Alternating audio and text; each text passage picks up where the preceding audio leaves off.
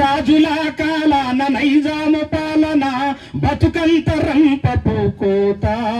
అయ్యో 11 క్యాసెట్లు చేసే అదృష్టం నాకు వచ్చింది. నన్ను నమ్మిండ్రు, నాకు అనేక అవకాశాలు ఇచ్చారు. 150 పాటలు.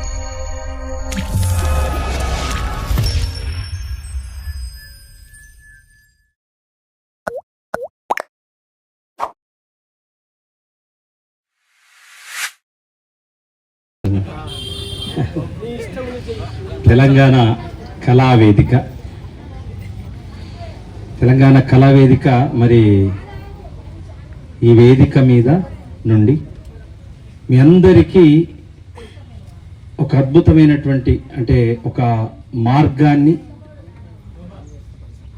ఒక బతుకునియటానికి కోసం ఈ కళావేదిక పనిచేయటానికి ముందుకొస్తున్నందుకు కళావేదికకు ముఖ్యంగా కళాభివందనాలు. అయితే వాస్తవానికి ఈ కళావేదికకు వచ్చినటువంటి అంటే వ్యవస్థాపక అధ్యక్షులు ఐలన్న గారికి, అదేవిధంగా మన శరత్ అన్నకు, అదేవిధంగా తమ్ముడు రాచకొండకు, అధ్యక్షులు మన బైరగన్నకు, మా మల్లేష్ అన్నది కూడా ఉంది ఇక్కడ, మా డాక్టర్ గారు కంటే సాయన్నకు, వీళ్ళందరికీ కూడా వచ్చి ఒక మంచి మెసేజ్ ఇవ్వాల కళాకారులకని రావడం ఒక నిజంగా ఆనందదాయకం. మా అందరినీ పిలిచినందుకు కూడా ఐలన్నకు, బైరాగన్నకు ఇద్దరికి కూడా ప్రత్యేకమైన కళాభివందనాలు. అయితే ఇక్కడ సంక్షేమం అనేటటువంటిది నాకు ఒకరోజు అన్న నేను ఇద్దరం కలిసి ముగ్గురము ఆర్ట్స్ కాలేజ్ కూడా కూర్చొని ఆ సంక్షేమం చెప్పిన తర్వాత నాకు కూడా అనిపించింది నిజంగా ఒక సంక్షేమం అనేటటువంటిది ఉంటే అనేక మంది కళాకారులకు డెఫినెట్గా మంచి బతుకునిచ్చేటటువంటి సంక్షేమం అవుతుందని చెప్పేసి అనిపించి ఖచ్చితంగా అన్న అది మీరు నిరంతరంగా తీసుకెళ్ళండి, డెఫినెట్గా మేము మీ వెనుక ఉండి ఖచ్చితంగా మేము సపోర్ట్ చేస్తామని చెప్పేసి చెప్పడం జరిగింది. ఇలా ఇక్కడ కూడా రావడం జరిగింది. వాస్తవానికి ఇప్పుడున్నటువంటి ట్రెండ్, ఇప్పటిదాకా రాచకొండ చెప్పిండు అనేక విషయాలు, ట్రెండ్కు అనుగుణంగా పోవాలా. వాస్తవానికి వాళ్ళు తమ్ముడు సిపిఎంలో వాళ్ళకు ఒక లెక్క ఉంటుంది. సిపిఎంకు మీకు అందరికి కూడా తెలుసు. అలా నేను పనిచేసినప్పుడు ఒక్క క్యాసెట్ చేసిన తర్వాత, ఒక క్యాసెట్కి ఒక సంగీతం కానీ ఏదైనా చేసిన తర్వాత మళ్ళీ నెక్స్ట్ క్యాసెట్కు ఇంకో సంగీత దర్శకుడు ఉంటాడు, కానీ ఆ క్యాసెట్కు అదే సంగీత దర్శకుడికి ఇవ్వరు. అంత ఒక సిస్టమ్ ఉంటుంది అన్నట్టు. కానీ 11 క్యాసెట్లు చేసే అదృష్టం నాకు వచ్చింది. నన్ను నమ్మిండ్రు, నాకు అనేక అవకాశాలు ఇచ్చారు. 150 పాటలు చేశాను సిపిఎం ప్రజానాట్య మండలికి. అంటే అట్లా ఒక పాడిన కూడా చాలా పాటలు పాడిన, చాలా మంది రచయితలు. అయితే ఇదంతా జడగొట్టింది మా మల్లేశానే. వాస్తవానికి నన్ను జడగొట్టింది పూర్తిగా మా ఎర్ర మల్లేశానే. నేను హ్యాపీగా వాస్తవానికి ఇప్పుడు అన్న ఒక మాట అన్నాడు. ఏమన్నాడు?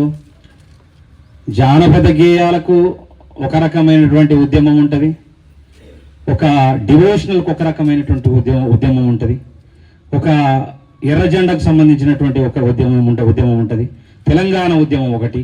ఇట్లా అనేక ఉద్యమాలకు పాటనే ప్రధానం. పాట లేకపోతే అసలు ఏ కార్యక్రమం జరగదు, ఏది ముందుకోదు. అలాంటి కళాకారులకు ఒక సంక్షేమం ద్వారా తీసుకురావాలనేటటువంటి ఆలోచన మంచిది. అయితే ఇక్కడ ప్రధానంగా ఉన్నది అదే మాట్లాడచ్చు సార్. ప్రధానంగా ఏంటంటే చెలగొట్టిండు మల్లేశాన్ని ఎందుకోసం అన్నానంటే, నేను హ్యాపీగా సినిమాలు చేసుకునేటవన్నీ, సినిమాలకు మంచిగా అప్పటికే 10 సినిమాలు ఓపెన్ అయ్యాయి. సినిమాలు చేసుకునేటవన్నీ ఒక క్యాసెట్ చేసిన నేను. అది ఎందుకో పాడవాడి ఒక క్యాసెట్ చేసిన, అది వేలపుత్తలు కాదు, లక్ష్మీ నరసింహస్వామి క్యాసెట్ చేసిన నేను. చేసి ఓ నారసింహస్వామి ఒకసారి పలుకవేమి, నీ పలు పిలుపు వినవదేమి, నీ మీద కోపమేమి, నా మీద కోపమేమి. అప్పుడే ఆ టైప్లో చేసిన పాటలు చేస్తే ఒకరోజు ఆ క్యాసెట్లు డూప్లికేషన్ అనేటటువంటి క్యాసెట్లు ఉంటే ఓ మనిషి ఏం చేసినట్టే ఆ క్యాసెట్లు ఆ శంకరన్న సాచర శంకరన్న దగ్గర డూప్లికేషన్ మిషన్ ఉన్నది, అక్కడ కొట్టించుకోమని చెప్పి పంపించాడు. పంపిస్తే అక్కడ వచ్చేసరికి మల్లేశాన్ని కూడా అప్పుడే పరిచయం నాకు. అప్పుడు అక్కడ శ్రీదేవి అక్కున్నది.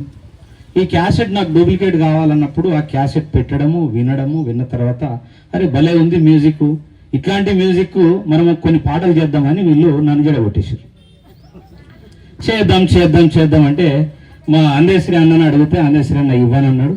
ఆ తర్వాత గోరెటెంకన్న ఇస్తానన్నాడు.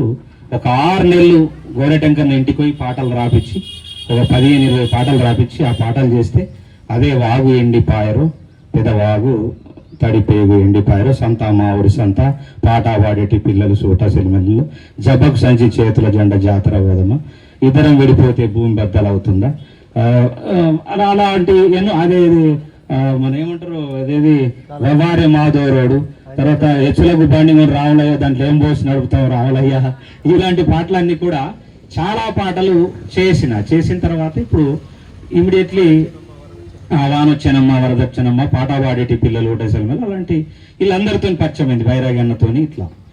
ఆ తర్వాత మళ్ళీ బైరాగన్నది కూడా ఆ తెలంగాణ జంగు అసైదుల ఆరతి కాళ్ళ గజ్జల గమ్మతి అన్న రాసినటువంటిది ఏదేది రామోజీ గాని పీకలాగితే ఏదో ఉంటుందా బతుకెంత భారమయ్యిందో రాజుల కాలాన నైజాము పాలన బతుకంత రంపపు కోత అయ్యో రజకారు గుండాల చేత పటేన్లు పటువార్లు పల్లెగు పెటవట్టి ఎట్టి మనుషుల చేసినారో మమ్ములను బానిసలుగా చూసినారో ఏండ్ల కిందటి నుండి వేదనాయి బతుకు ఇంకెంత కాలం ఉంటుందో తెలంగాణ బతుకెంత భారమయ్యిందో చదువు పక్కన పెట్టి సత్తువడ్డా బతుకు ఎల్లలోకము చాటిండ్రో విద్యార్థి వీరులై ఎగిసిండ్రో ఉద్యమ పురిటిల్లు చరితల్లో కీర్తిల్లు సాహసాల దారులేగా తెలంగాణ పొడుగుత పోరుదారేగా పొడుగుత పోరుదారేగా పొడుగుత అంటే మన జీవిత కాలం అంతా పోరాటం చేద్దామా.